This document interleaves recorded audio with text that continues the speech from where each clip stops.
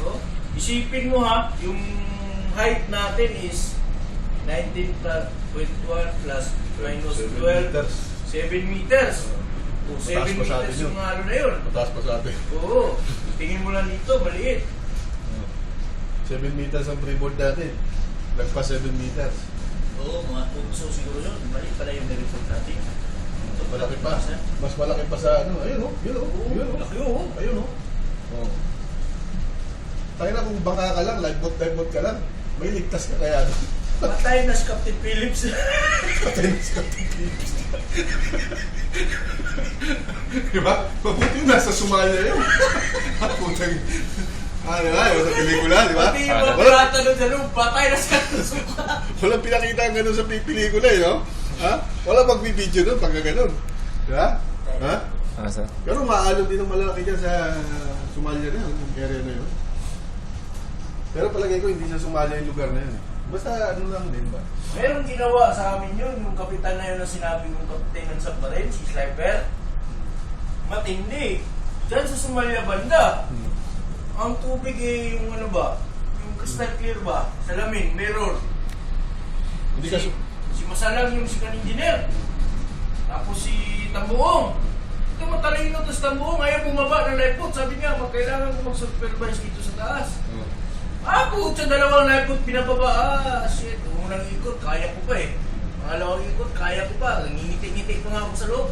Maya may longsoy lang. Shhh. Ala.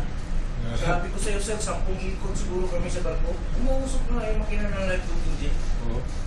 Bakit? Sobrang pinakagahit niya naman. Na-overheat na. Yung chief engineer, si tatay ni Lenz. Si Ray, hindi na. Oo. Ariel, anong nangyari dyan? Nadadrag na kami. Sabi ni chief engineer. Si Masalang. Yung ano, yung... Si Ariel lang sa loob ng lifeboat eh. Oo, nandun. Si Segundo Comunista, ako, Cadete, Si Ariel nandun din sa Ariel. Si Ariel nandun. Ikaw, nandun din. katete ka. Nandun. Sir, ang lalaki na ng swell, Meme, ang lalaki na ng swell. Yung pampa namin, si Melo, yung kalbo. Tapos, buti na lang yung lifeboat number 2 na ikabit agad. Kasi sa kanila walang swell eh. Nasa lee side sila ba? Sa amin, lumalayo na kami, lumalayo na. Sumusunod na yung barko sa amin. O yan, ito na naman. Tinalihan kaya. Oo, tinapunan kami ng ano, living line. Gusto supurin ni, ano, si Ariel. Slider. Hindi, ni Segundo Ariel si ano eh, si... Slider. Hindi, yung tatay ni Lenz. Oo, hindi niya. Kasi sigaw na sigaw sa radyo ba? Sumagot si Gaga ah. Ota, ikaw bumaba dito! Pagdikit dyan, no? May kayabangan din kasi itong tatay ni Lenz eh. Pagdikit dyan sa gangway, pasok pa yun si, ano, si Chief Engineer Medina. Ang taas na ng 1 minute, sir. Susugurin ni Ariel. Hindi, lumabas mo ka. Kaya Medina. Oh.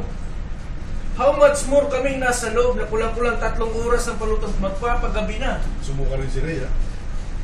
Suka talaga. Ang palusot niya, baho daw sa loob. Anong baho? Kung kami nga, natiis namin yun. Alam mo ba na masama ang ano sa akin ni Medina? Sa Pitara, si John Lipinski ang pinalitan ko doon. Chipment pa. Yung may luga. Oo. Ano ugal kami? Ano ugal kami sa Singapore? Bunkering sila eh. Tapos si Ginny Tan, punta sa barko, nag-inspection na sila concrete ni Chipment. Pagdating ko sa barko, dalawa pa kami pampan ha, sabay pa kami sampa sa barko.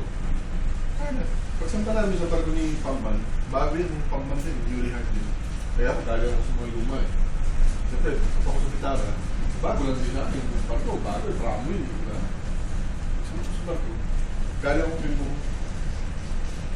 Ganito ba, Kimbo? Ganito ang pump niya. Maliliit yun. Maliliit. Pero ganito ang type. Screw. Ano, iskuta. Parang pal. Gano'n. Tapos sa... Pares na pareha, pero kulang. Maliit. Sulit. Ganito, ganyan lang sa may crane yan siguro, bago mag-crane. Ngayon, dito ang barko. Pagka ganito mahal dito, atras na yan. Mga 4 knots sa stern na ang speed mo. Hindi, baliktad mo na lang!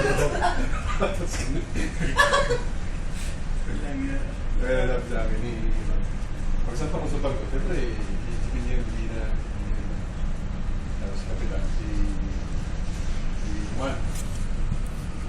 Eh, siyempre, saka na